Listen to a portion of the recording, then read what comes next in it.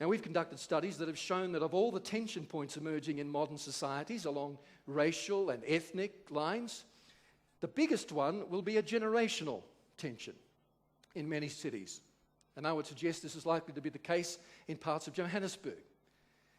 And business will have to change if it's going to accommodate and engage and excite and enthuse this generation.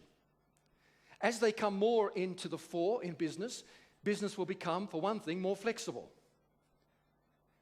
Remuneration won't be measured just in terms of financial reward, but in terms of things like flexi hours, flexi time, time credits, because these are very important to the millennials. For them, time is a currency. Business will also need to become more transitional. Barriers between certain types of industries will become more permeable, and also between public and private sector industries. We're already seeing that in cities like yours, where university R&D departments are selling their data to businesses now.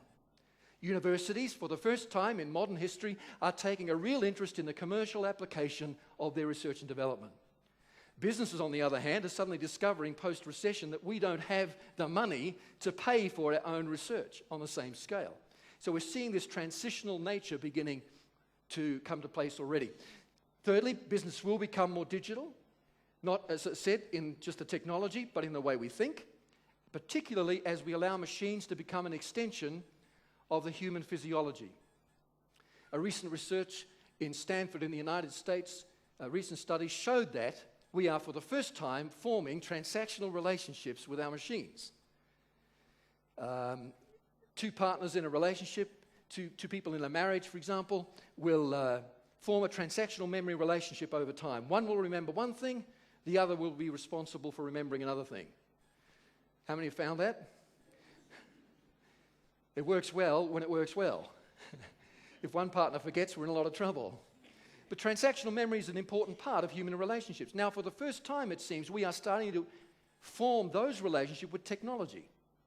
So we may not remember a fact as much as we remember where we saw it on the internet, which is a very different thing. Educators here today know that the brain needs to build memory and add value to information before it can grow with that information, before it can take it anywhere or apply it. And so if we're not remembering the information, we're just remembering where we found it, this is not necessarily such a healthy thing for us. But business will become more digital, and it will become more collaborative. I want to come back to this one in a moment. But patents will always be important. But in the age in which millennials are prominent, your success and your influence will not be measured by how many patents you own, but how much you're willing to collaboratively innovate with those patents. We're going today from closed source innovation to open source innovation. It started on the internet, it's spreading to every form of business now, where there's more emphasis on collaboration even than copyright. Are you still with me this morning? Now, there are challenges with this generation in every city. There are certainly in a huge urban environment like that of Johannesburg with so many different racial and ethnic and economic groups. We have challenges in the city, of course, with drugs and robbery and other forms of crime, with the younger end of this generation, especially, I suggest to you, exacerbated in your case by the frustration some people feel that post-apartheid governments haven't yet been able to deliver what they think it should be delivered by a certain time. Street gangs are a challenge. In the age of globalization, social structures are often breaking down. Young people looking for different forms of social structure in order to find identity and security, and the gang in some cases tends to offer that. And we have the ongoing thing of juvenile delinquency in your city. There are wider community issues that also affect the millennial generation in Johannesburg. The economy right now is not exactly flat, but it's losing momentum.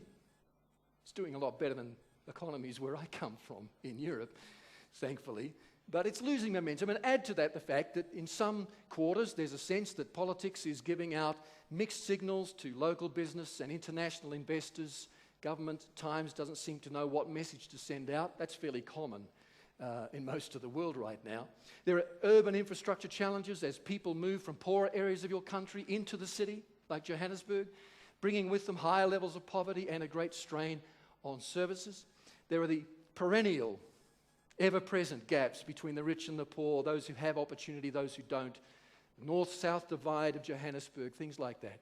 And of course, still a very high unemployment rate in your city of 26, 20, for young people, about 26%, which isn't as high as the national average, but it's high on a global scale. Having said all of that, for many employers, this generation represents a real challenge because they don't think analog, they think digital. Because they don't think linear, they think mosaic. So, millennials don't naturally think step 1, 2, 3, 4, 5, 6, as do I as a boomer. They will go 1, 3, 4, 5, 2, 6. They'll get to the same point eventually, but through a totally random, for us, and different process of thought. And for that reason, they seem to represent a real challenge to many of us when it comes to everyday business life. Sometimes their very creative thinking is a threat to leaders, but I think you need them. I think we need their talent. We need their contacts. Nobody knows how to spread an idea virally like a millennial. How many already know that's true? These guys are so good at getting your products and ideas out on a viral basis to a large number of people quickly, and also virally spreading the idea that you're a good guy to work for, that you're a good woman to work for, that your company looks after millennials. So you need that. You need their innovation. I think we need their diversity in business. How many have heard the Enigma Code? Heard of the Enigma Code? In World War II, it was the code the Nazis used to send out ships in certain formations. Britain cracked the code, and it helped to end the war in Europe.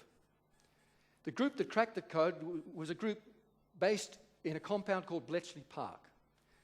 And what most people don't realize is Bletchley Park wasn't just filled with mathematicians cracking numbers all day and working with chalkboards. There were moral philosophers, ethicists, historians, even crossword puzzle solvers employed full-time at Bletchley Park to crack the Enigma Code. And it was that diversity that led to the creative impetus that broke the code. And I think diversity is always good for business, don't you? Particularly, I would suggest, generational diversity. I'll come back to that in a moment. And you also need millennials because they're the future. If for no other reason you start targeting and engaging and exciting millennials, do it for this reason. They are the future of your business. And that's hard to accept the older you get, that you are no longer the future. You are part of the future, but you can't any longer say, I am the future. These millennials carry the future on their shoulders.